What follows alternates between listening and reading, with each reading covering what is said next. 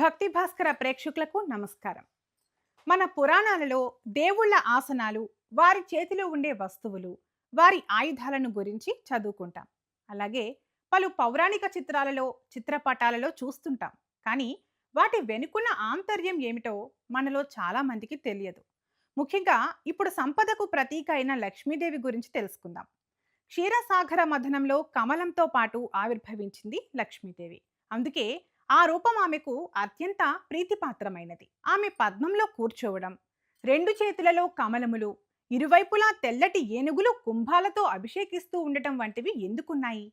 అసలు వాటి వెనుక ఉన్న అర్థాన్ని, పరమార్థాన్ని ఇప్పుడు తెలుసుకుందాం. పవిత్రత, సంపద, జ్ఞానానికి సంబంధించిన ఆధ్యాత్మిక అర్థాలున్నాయి. కమలం బురదలో పుట్టినా వికసించి పవిత్రంగా ఉండటాన్ని సూచిస్తే, ఏనుగులు జ్ఞానం, రాజసం, బలాన్ని మరియు అభిషేకం ద్వారా నిరంతర సంపదను సూచిస్తాయి. పద్మం సూర్యుని చూసి వికసిస్తుంది. అలాగే మనం కూడా పరమాత్మ వైపు, మంచి విషయాల వైపు మాత్రమే నీకు అనురక్తి ఉండాలి అని మరొక సంకేతార్థం సూచిస్తుంది. నీటి మీద ఉన్న ఆ పద్మం చాలా చంచలమైనది.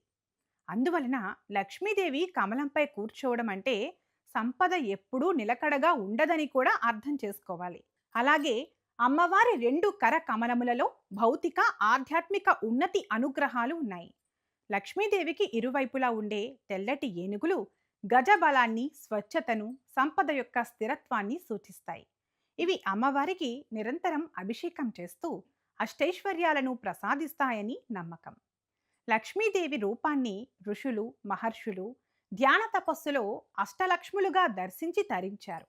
వాటినే మనకు అందించారు. లక్ష్మీదేవి 16 రకాల సంపదను అనుగ్రహించే తల్లిగా అభివర్ణించారు.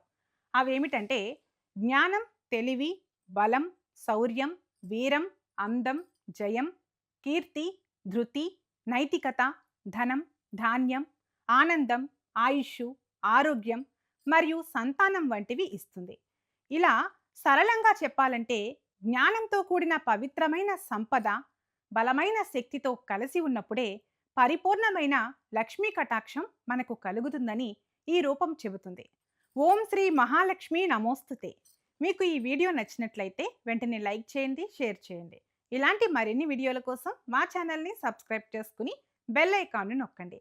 ఇలా చేయడం ద్వారా మేము చేసే ప్రతి వీడియో నోటిఫికేషన్ రూపంలో మీ వరకు చేరుతుంది. సర్వే జన సుఖినో భవ.